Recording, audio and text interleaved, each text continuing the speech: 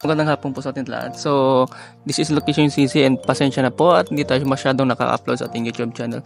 So, ito guys is marami pong nag-request kung paano po tanggalin yung kanilang mga ads na lumalabas sa kanilang phone every time nag-Facebook sila, TikTok, or kahit ano pong gamitin kagaya po niyang lumalabas ngayon. So, may automatic advertise na lumalabas po sa ating phone if ever po tayo may ginagawa po. Yan po yung problema po natin sa ating phone, and may nag-request po sa akin, nagawin ko po ng video tutorial.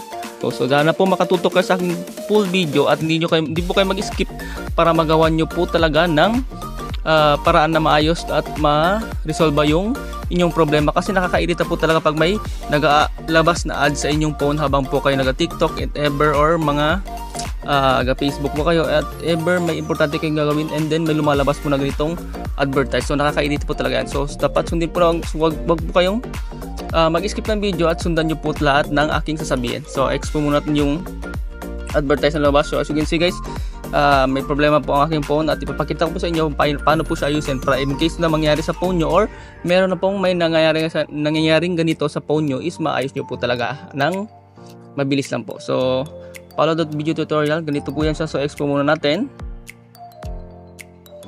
So ayan guys, then first guys is punta po tayo sa ating settings. Ganito lang po siya, settings. Then pagkapunta mo natin sa ating settings, then hanapin po natin si app management. So ito guys, so pagkatapos ng settings, puntahan po natin si app management. Then click po natin yan. Then next is punta po tayo sa app list. Ito po yung app list. Click din po natin yan. Yan, may advertise na naman po. So ito talagang problema. So habang nag-video tutorial ako sa inyo, lumalabas po talaga yung ads sa ating. Then pagkatapos po natin napunta sa app list is dito po siya guys, oh.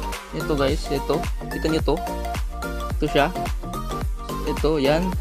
So ito, nasa number 1. So kahit i-dark mode po natin siya para makita, i-dark mode ko po yung cellphone ko para mas makita niyo po, ah. Ayan, naka-dark mode na po siya. Ayan, ito guys, oh. Kita niyo yan, itong number 1. So first po talaga sa application, yan. Ito. So click lang po natin to guys, and click po natin yan. Then click po natin yan. So wait lang na. Click natin to. Then ito guys, punta tayo sa baba. Click po natin yung uninstall.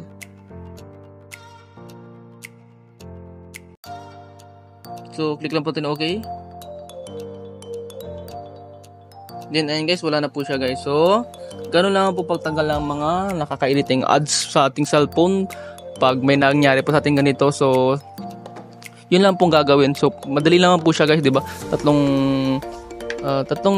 pindot lamang po. Then uninstall nyo lang po siya.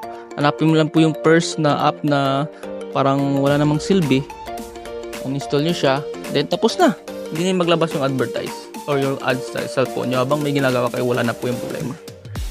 Yun lamang guys. So sa mga bago pa lang po sa YouTube channel ko, please click po subscribe at hit yung notification bell para lagi updated sa mga bago kong upload na videos. Maraming salamat po.